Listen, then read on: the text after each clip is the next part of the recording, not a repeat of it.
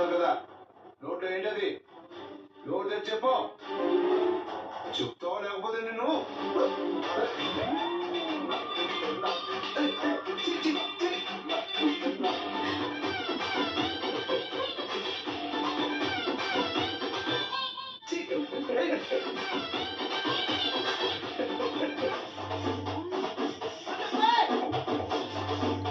Sorry sir, బాగా ఆకలిస్తుందని అటుకులు పంచదార కలిపి నోట్లో వేసుకుని తింటున్నాను సార్.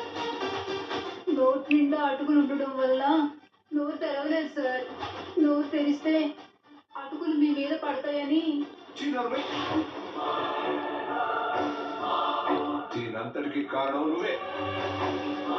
నీ సూపర్వైజింగ్ లక్షణం ఎలా ఉందో చూస్తున్నావా?